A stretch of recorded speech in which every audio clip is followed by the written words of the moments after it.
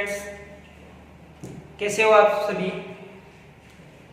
रोज की तरह अच्छे ना? मैं सुरेश चौधरी और मेरे YouTube channel Suresh physics point में आपका हार्दिक स्वागत करता हूं सभी का। और दोस्तों, जो अपने चैप्टर नंबर 1 चल रहा था विद्युत क्षेत्र, उस विद्युत क्षेत्र चैप्टर के अंदर हमने कूलाम के नियम और कूलाम के नियम का सदिश रूप तक काम कंप्लीट कर लिया था पिछले वीडियो में। आज हम इस वीडियो के अंतर्गत कुछ महत्वपूर्ण पॉइंट कूलाम से नियम से संबंधित और उसके बाद में हम एग्जाम्पल यहाँ पर करने का प्रयास करेंगे। तो उम्मीद करता हूँ आप ध्यान से इस चीज को समझोगे और काफी अच्छे से इजी वे में बिल्कुल आराम से हम न्यूमेरिकल को करने का प्रयास करेंगे, क्योंकि कुछ स्टूडेंट बायो के हैं जिनके काफी चीजें इजीली समझ में नहीं आती, जैसे न्यूमेरिकल है या हार्ड कैलकुलेशन है। तो इस चीज का प्रयास करूंगा कि मैं उनके अकॉर्डिंग से सारी चीजों को लूं और समझाने का प्रयास करूं। तो चलते हैं अपने वीडियो पर। तो विद्युत क्षेत्र चैप्टर नंबर का ये 7वां वीडियो है और इस वीडियो के अंतर्गत सबसे पहले जो हम पॉइंट पढ़ने जा रहे हैं वो पढ़ेंगे कूलाम के नियम से संबंधित महत्वपूर्ण तथ्य। यानी कि कूलाम का नियम है वो सदैव ही क्या होता है, दो स्थिर आवेशों के मध्य लगता है। यानी कि दो वस्तुएं हो सकती है आवेशित, या फिर दो कोई ऐसे पिंड हो सकते हैं जिनमें कोई ना कोई आवेश हो।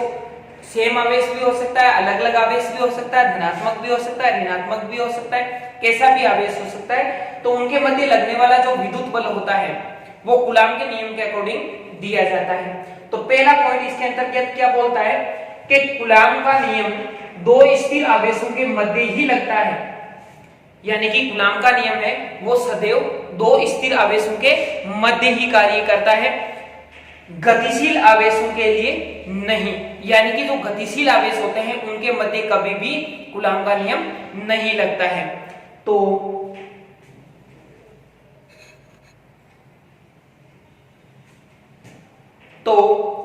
बात करते हैं सेकंड नंबर पॉइंट की। दो स्थिर आवेशों के मध्य की दूरी 10⁻⁻15 मीटर या इससे कम होने पर कूलाम का नियम नहीं लगता है। दोस्तों, आपको बता दूं, कूलाम का नियम दो आवेशों के ऊपर लगता है, पर निर्भर किस पर करता है, उनके बीच की दूरी पर निर्भर करता है। अब यहाँ पर जो चीज कही जा रही है उसमें ये कहा जा रहा है कि 10⁻⁻15 मीटर या तो इतनी दूरी या फिर इससे कम दूरी यदि दोनों आवेशों के मध्य होती है तो कूलाम का नियम कभी भी नहीं लगता है। वहां पर कौन सा नियम लगता है या कौन सा बल लगता है? वो होता है नाभिकीय बल। क्यों? क्योंकि ये जो दूरी है वो नाभिकीय दूरी होती है। यानी कि नाभिक और इलेक्ट्रॉनों के मध्य या फिर नाभिक के अंदर जो उपस्थित है कण जितने भी, उनके मध्य लगने वाला बल होता है नाभिकीय बल। बात करते हैं 3 नंबर पॉइंट की। कूलाम का नियम दो वस्तुओं की अंतःक्रिया है। यानी कि कोई भी दो आवेशित वस्तुएं, उनके मध्य यदि बल लग रहा है तो वो आपस में क्या होती है, उनकी अंतःक्रिया होती है। अन्य आवेशों की उपस्थिति में कूलाम बल अप्रभावित रहता है। मान लो दो आवेश है, दोनों के बीच में क्या लग रहा है, कूलाम बल लग रहा है, और इसके आसपास में यदि अन्य कोई आवेश है तो इनके मध्य लगने वाले कूलाम बल पर इन आवेशों का कोई इफेक्ट नहीं होता है। हाँ, इन आवेशों की वजह से इनके ऊपर बल जरूर लगता है, पर जितना बल इन दोनों के बीच में लग रहा था वो बल लगता है। हाँ, ये बात अलग है कि दूसरे आवेश उसको आवेश के मान को क्या कर सकते हैं, संयोजित कर करके या फिर अध्यारोपित कर करके एक नया बल का रूप देते हैं, वो हम बाद अध्यारोपण में करेंगे। तो यहाँ पर क्या बोलता है कि अन्य आवेशों की उपस्थिति में कूलाम बल है वो क्या होता है, अप्रभावी रहता है। जैसे दो आवेशित कण है, उनके मध्य कूलाम बल लग रहा है, हो सकता है कि उनके मध्य कोई दूसरा बल भी लग रहा हो, जैसे घर्षण बल है या फिर अन्य संयोजी बल है।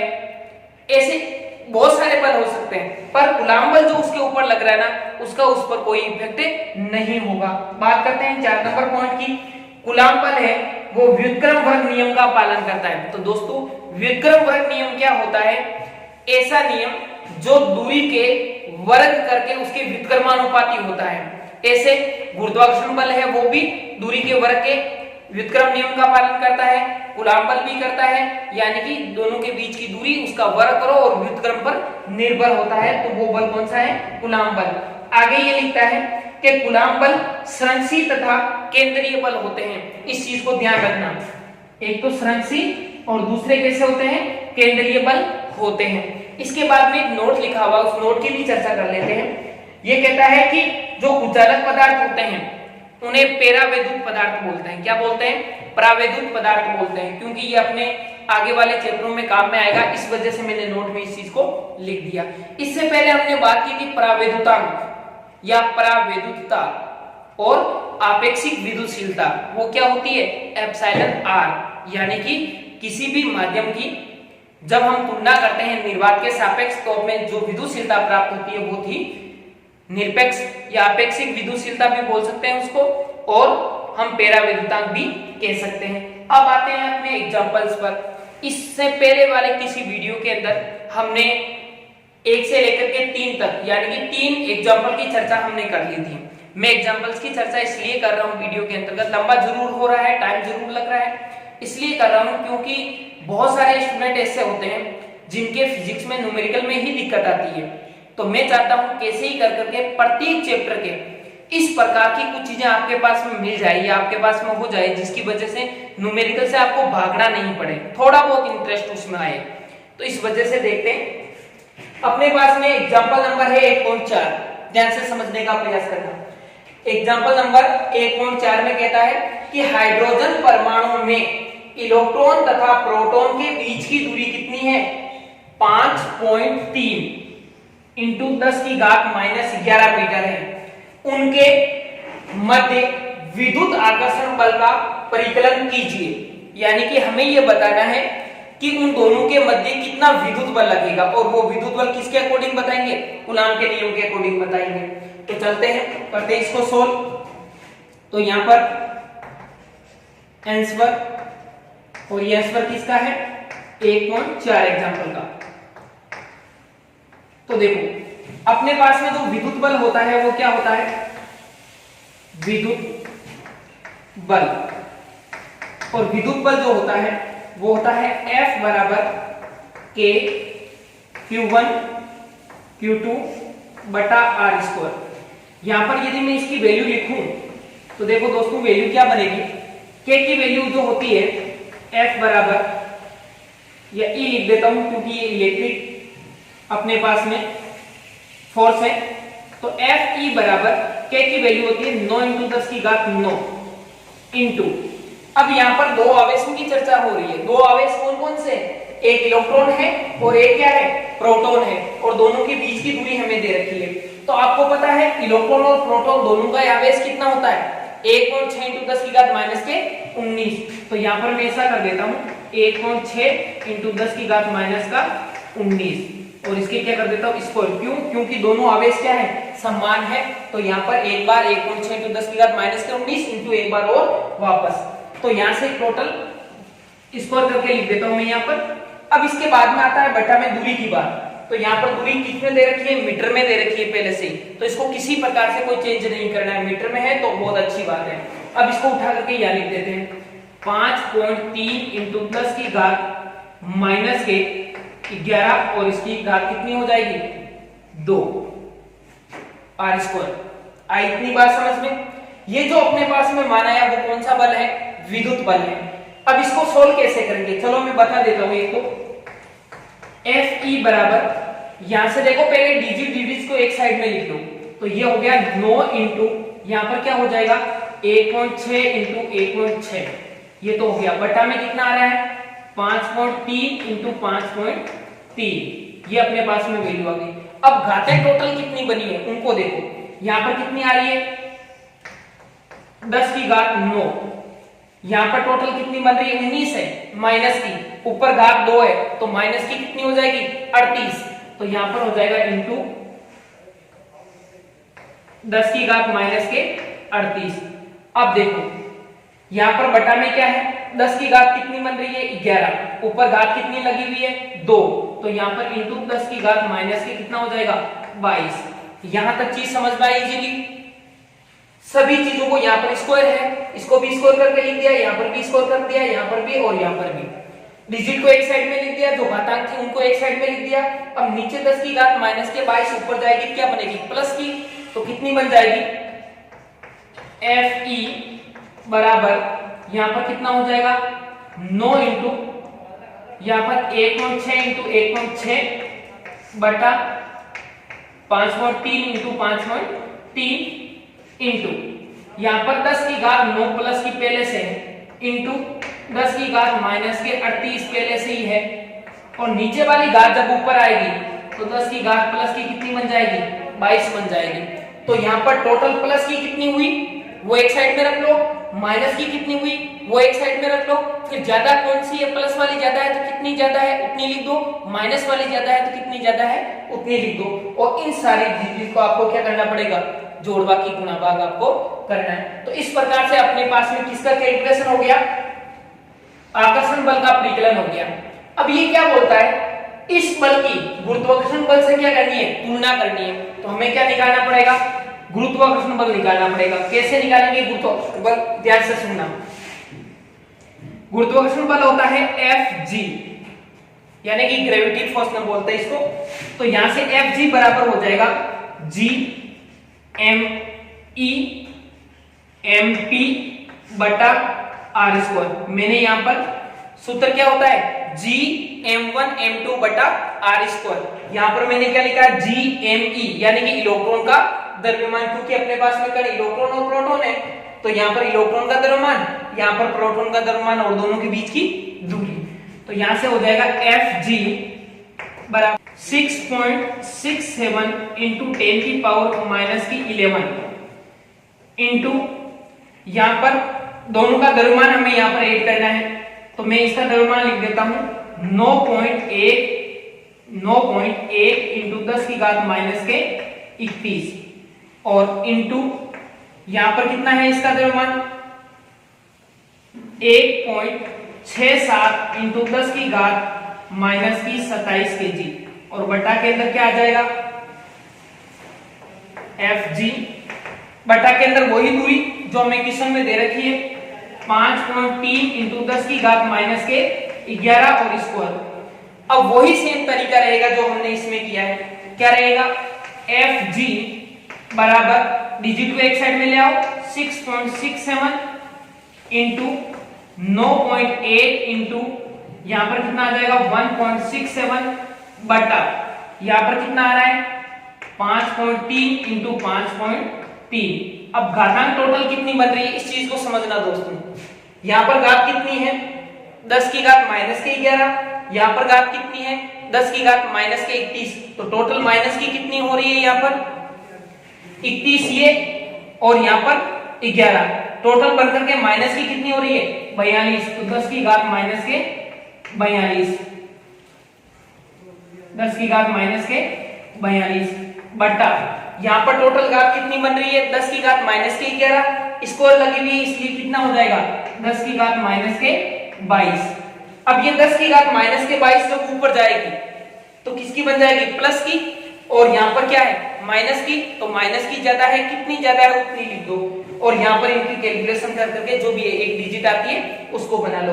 अब देखो ये तो हुई दोनों बलों की बात। आगे क्वेश्चन में क्या कहता है कि इस बल की गुरुत्वाकर्षण बल से क्या करनी है तुलना करनी है। तो जो अपने पास में दोनों मान आए उन दोनों मानों को आपको क्या करना है E Fe बटा Fg ये चीजें लिखनी है, यानी कि पहले इसका जो भी मान है वो और फिर इसका जो मान है वो, दोनों को बटा में लिख करके आप सॉल्व कर दो, जो भी वैल्यू अपने पास में बनेगी वो इनकी क्या हो जाएगी तुलना हो जाएगी, यानी कि इसकी तुलना में ये कितना गुना लगता है ज्यादा वो अपने पास में वैल्यू आ जाएगी। तो उम्मीद करता हूं आपको कुछ चीज समझ में आई होगी। एक बार इसका स्क्रीनशॉट दो फिर बढ़ते हैं आगे।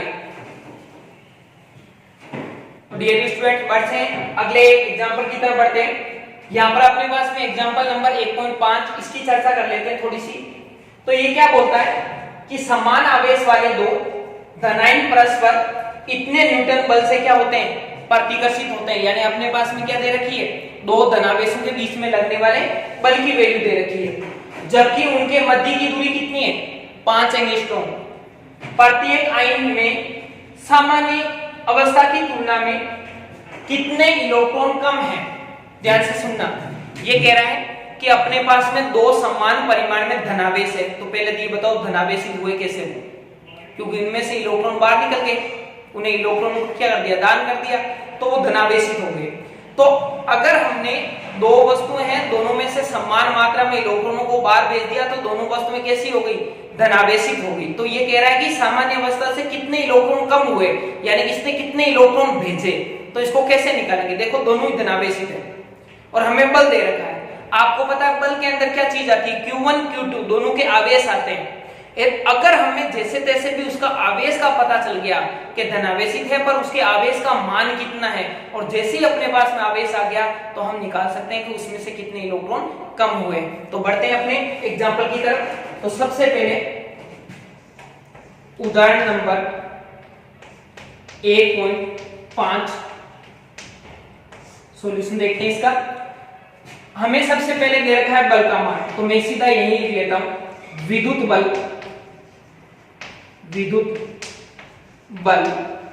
और विद्युत बल है वो अपने पास में F, उसकी मात्रा कितनी होगी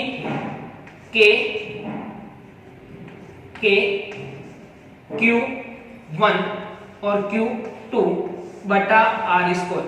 अब देखो दोस्तों यहां पर क्या कहता है कि K का मान है, ये सीधा लिख लेता हूं, बल का मान है वो हमें दे रखा है कितना 3.7 × 10⁻⁹ इंटू या बराबर, यहां पर K का मान कितना होता है 9 × 10⁹ इंटू यहां पर आवेश और यहां पर आवेश, दोनों के दोनों ही समान परिमाण के धनावेश है, यानी इसका मान और इसका मान सेम है। तो क्यों ना मैं Q1 Q2 की बजाय Q और Q लिख दूं, क्योंकि सेम है दोनों का, और Q क्या हो जाएगा Q²। तो यहां पर हो गया Q² बटा दोनों के बीच की दूरी कितनी दे रखी है 5 एंगस्ट्रॉम दे रखी है। 5 एंगस्ट्रॉम का मतलब क्या हो गया 5 × 10⁻⁻10 और इसकी कितनी हो जाएगी स्क्वायर। अब देखते हैं आगे, तो यहां से कितना बन जाएगा F बराबर 9 × 10⁻, चलो मैं मान ही लिख देता हूं 3.7 × 10⁻⁹ बराबर, यहां पर हो गया 9 × 10⁻⁹ इंटू Q²। यहां पर अपने पास में जो भी वैल्यू आ रही है उसको मैं से लिख सकता हूं 25 × 10⁻⁻10 है, तो ये हो जाएगी -20 क्योंकि घात लगी हुई है। अब हमें क्या करना है, इसका पक्षांतरण करना है, इस राशि को यहां पर भेजना है गुणा में। कैसे आएगी देखो 3.7 × 10⁻⁻9 इंटू ये आ गई 25 × 10⁻⁻20 बराबर, इधर क्या रह गया 9 × 10⁻9 इंटू Q²। और अपने को मेन क्या चाहिए Q का मान चाहिए, तो क्यों ना Q² को एक साइड पे रख लें, तो इस राशि को इधर भेज देते हैं। तो यहां से कितना हो गया 3.7 × 10⁻⁻9 इंटू 25 × 10⁻⁻20 बटा, यहां पर ये राशि इधर आ जाएगी तो 9 × 10⁻9 बन जाएगी, और इधर अपने पास में क्या आएगा Q² आएगा। अब देखो दोस्तों यहां पर Q² आ गया, हमें वैल्यू किसकी चाहिए Q की चाहिए, तो Q की वैल्यू यहां से क्या बनेगी देखो Q बराबर यहां पर आ जाएगा √, और यहां पर इन सारी वैल्यू को रख दो, तो ये हो गए 3.7 इंटू अगली वैल्यू क्या है 25, और कोई सीधी वैल्यू है नहीं, बाकी घातांक है तो घातांक लिख लेता हूं मैं। ये हो गया 10⁻⁻9 और ये हो जाएगा 10⁻⁻20 बटा, नीचे आपको दे रखा है वो वैल्यू लिख लेता हूं मैं 9 × 10⁻9, सारी वैल्यू हमने लिख दी यहां पर। अब इसके बाद में क्या करना है, घातांक को हम एक जगह कर देंगे, तो घातांक कैसे एक जगह होगा Q बराबर √, ऊपर इसको मल्टीप्लाई कर देंगे 3.7 × 25 बटा 9, और यहां पर टोटल घात जो बनेगी ऊपर हो गई 10⁻⁻29, और ये जब ऊपर जाएगी ये भी हो जाएगी -9, इस प्रकार से।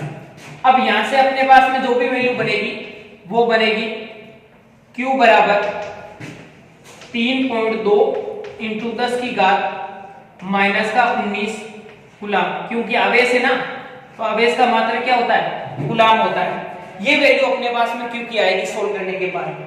अब अपने पास में Q की वैल्यू तो आ गई, पर मेन क्वेश्चन क्या था, प्रत्येक आयन यानी कि जो धनायन बने थे दोनों, प्रत्येक आयन में सामान्य अवस्था की तुलना में कितने इलेक्ट्रॉन कम है, यानी कि इलेक्ट्रॉनों की मात्रा कितनी कम है। तो यहाँ पर इलेक्ट्रॉनों की मात्रा ज्ञात करने के लिए क्या करेंगे, वी नाउ दैट हम जानते हैं क्या कि Q बराबर होता है N इंटू E। तो यहां पर N की जो वैल्यू है वो क्या होगी Q अपॉन E, और Q की वैल्यू कितनी आ रही है 3.2 इंटू 10 की घात माइनस के 19 बटा यहां पर 1.6 इंटू 10 की घात माइनस के 19। और जैसे ही हम इसको सोल्व करेंगे तो N बराबर अपने पास में कितना आ जाएगा 2 इलेक्ट्रॉन, ये अपने पास में वैल्यू बन जाएगी। आया कुछ समझ में? वापस देख लेते हैं एक बार इसको। हमें यहाँ पर क्वेश्चन में दे रखा है कि समान आवेश वाले दो धनायन, तो दोनों का मान Q ले लिया, परस्पर 3.7 इंटू 10 की घात माइनस की 9 न्यूटन से प्रतिकर्षित होते हैं। उनके मध्य की दूरी हमें दे रखी है, सामान्य अवस्था से कितने इलेक्ट्रॉन कम है ये पूछ रहा है। तो हमारा टारगेट है कुल मिलाकर के Q ज्ञात करना। तो हमने यहाँ पर विद्युत बल F बराबर K Q1 Q2 बटा R स्क्वायर, F की वैल्यू लिख दी, K की वैल्यू लिख दी, यहाँ पर दोनों क्या हो गए Q हो गई Q स्क्वायर, और बटा में दूरी का मान हमने लिख दिया। फिर यहाँ से पक्षांतरण करने के बाद में इधर क्या बचा Q स्क्वायर बचा। फिर हम इस टर्म को यहाँ लेके आ गए। यहाँ पर Q की वैल्यू ज्ञात करनी थी, तो पूरे के क्या हो जाएगा रूट हो जाएगा, और इसको सोल्व करने के बाद में जो अपने पास वैल्यू आएगी Q की वो आएगी 3.2 इंटू 10 की घात माइनस के 19, क्योंकि यहाँ पर टोटल कितनी बन रही है 38, माइनस की 38 बन रही है, ध्यान रखना माइनस की 38 बन रही है, तो रूट किया तो आधा हो जाती है, एक आध क्या हो जाती है आधी हो जाती है। तो माइनस 38 का कितना हो जाएगा -19, और इसको सोल्व करने के बाद में अपने पास वैल्यू आएगी 3.2। वी नाउ दैट हम क्या जानते हैं इसके बाद में, हम ये जानते हैं कि Q बराबर होता है N इंटू E। तो यहाँ पर हमें N की वैल्यू चाहिए, तो N बराबर क्या हो जाएगा Q अपॉन E। Q की वैल्यू लिख लो, E की वैल्यू लिख लो, और इसको सोल्व कर दो, जो भी अपने पास में आएगी वो इसका आंसर होगा। तो स्क्रीनशॉट लो, फिर बढ़ते हैं आगे। तो दोस्तों बढ़ते हैं आगे, बात करते हैं अगले एग्जांपल की। 1.6 एग्जांपल है, इसमें ये कह रहा है कि निर्वात में रखे दो बिंदुवत आवेशों के मध्य बल है वो कितना है 18 न्यूटन है। निर्वात में रखे हुए दो आवेश हैं और दोनों के मध्य लगने वाला बल कितना है 18 न्यूटन है। यदि 1 mm कितनी 1 mm मोटाई तथा 6 परावैद्युतांक की वैल्यू कितनी दे रखी है 6 परावैद्युतांक की एक कांच की पट्टी का इन आवेशों के मध्य रख दी जाए, तब बल का मान ज्ञात कीजिए कितना होगा। यानी कि हमें ये कह रहा है कि कोई भी दो आवेश है और दोनों आवेश जब हवा में पड़े हैं तब इनके मध्य लगने वाला बल कितना है 18 न्यूटन है, और इन दोनों आवेशों के मध्य यदि 6 परावैद्युतांक वाली कोई कांच की पट्टी का यदि मैं रख दूं तो अब इनके मध्य कितना बल लगेगा, तो ये चीज हमें देखनी है। तो बात करते हैं आंसर 1.6 एग्जांपल का। तो देखो हम ये जानते हैं क्या वी नाउ दैट, क्या चीज जानते हैं कि माध्यम में लगने वाला बल हमेशा बराबर होता है 1/एप्सिलॉन r इंटू हवा या निर्वात में लगने वाले बल के गुणा में। 1/एप्सिलॉन इंटू हवा या निर्वात में लगने वाला बल। तो यहां से अपने पास में कितना हो जाएगा, माध्यम में तो हमें पूछा है, यानी कि मध्य रख दिया जाए तो बल का मान ज्ञात कीजिए। यानी कि जब ये कांच की पट्टिका हमने रखी तो इसके मध्य अब कितना बल लगेगा, तो माध्यम वाला तो पूछा है, तो हो जाएगा Fm बराबर यहां से 1 कितना दे रखा है परावैद्युतांक का मान 6 इंटू यहां पर हवा या निर्वात में कितना बल दे रखा है 18 न्यूटन का बल दे रखा है, तो ये हो जाएगा 18। अब यहां से क्या हो जाएगा Fm बराबर ये कैंसिल होकर के कितना बचेगा 3, और ये क्या है बल, इसलिए यहां पर क्या आएगा न्यूटन। तो दोस्तों ये एग्जांपल सिंपल है, इसे हमने एक एग्जांपल पहले भी किया था। हो सकता है कि पाठ के पीछे अपने पाठ्यक्रम में जो भी एग्जांपल क्वेश्चन दे रखे हैं उनमें भी ऐसे क्वेश्चन हो, तो इन सभी को ध्यान से समझने का प्रयास करना। उम्मीद करता हूं आप लोगों की काफी अच्छी चीजें समझ में आई होगी। यदि कोई दिक्कत आती है तो आप मेरे को बता सकते हो, और दूसरी चीज जब भी आप वीडियो देखते हो तो इसे एक बार लाइक जरूर किया करो। वीडियो देखो, लाइक करो और शेयर करने का प्रयास करो अपने दोस्तों के बीच में, ताकि वो लोग भी कुछ ना कुछ ऐसी चीजें हैं वो सीख सके। तो चलते हैं, थैंक यू, जय हिंद।